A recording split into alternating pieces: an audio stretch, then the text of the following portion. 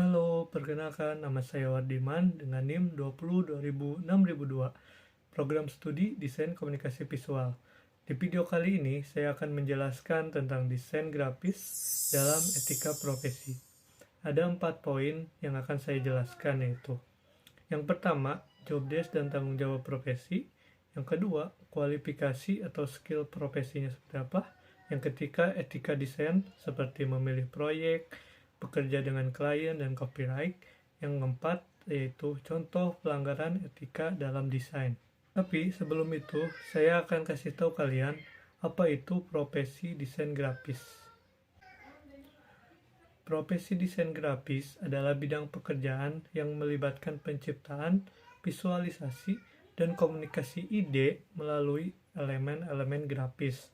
Para profesional grafis menggunakan perangkat lunak dengan kreativitas mereka untuk menciptakan sebuah desain yang menarik, terus juga bisa berkomunikasi melalui pesan yang disampaikannya, dan lalu memenuhi kebutuhan klien dalam berbagai bidang seperti periklanan, pemasaran, desain web, dan masih banyak lagi. Oke, masuk ke poin pertama, job desk dan tanggung jawab profesi. Yang pertama yaitu membuat konsep dari informasi ataupun material yang berkaitan dengan desain yang akan dikerjakan. Lalu brainstorming dengan klien atau art director jika dibutuhkan untuk menggali informasi tambahan desain yang akan dibuat. Setelah itu, masuk ke poin 3 yaitu merancang desain yang unik, kreatif, dan juga memperhatikan prinsip-prinsip desain grafis seperti layouting, warna, tipografi, dan juga komposisi. Lalu yang keempat, berkomunikasi dengan klien untuk memenuhi kebutuhan dan umpan balik mereka. Lalu kelima, menyelesaikan proyek grafis dengan tepat waktu untuk menumbuhkan profesionalitasnya. Jadi ada 5 poin yang tadi. Kemudian kedua, kualifikasi skill profesi.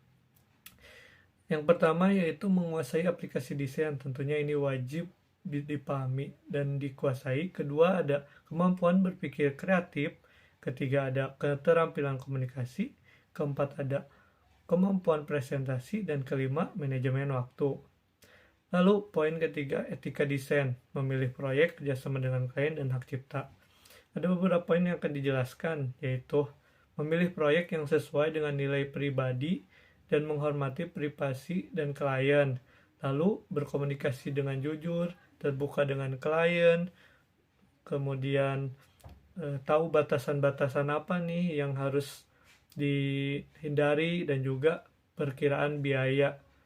Lalu menghargai hak cipta dan memastikan bahwa desain yang dibuat adalah orisinal atau dengan izin yang diperlukan. Jadi jika ada elemen-elemen desain yang punya copyright perlu diperhatikan.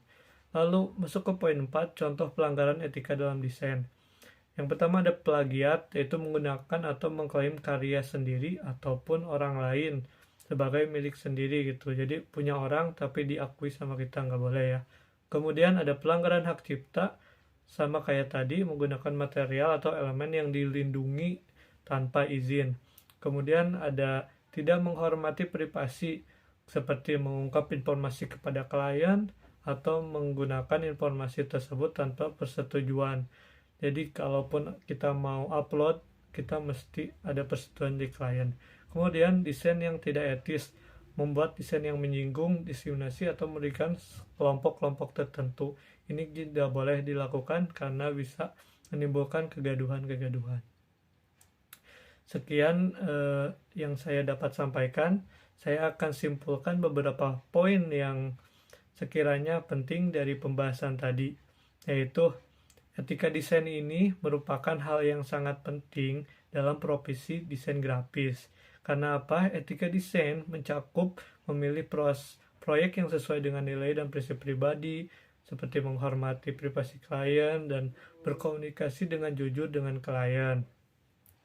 Dan juga dengan etika profesi ini kita dapat menghargai hak cipta tentang dan menghindari pelanggaran-pelanggaran etika yang merugikan kita ataupun klien kita. seperti plagiarisme, pelanggaran hak cipta, tidak menghormati privasi. Dengan menjaga etika desain yang baik, seorang desain grafis dapat menciptakan desain yang orisinal tentunya, dan juga hubungan dengan klien semakin lebih baik, dan kontribusi kita positif terhadap industri desain grafis tersebut. Sekian, saya Wardiman, pamit undur diri.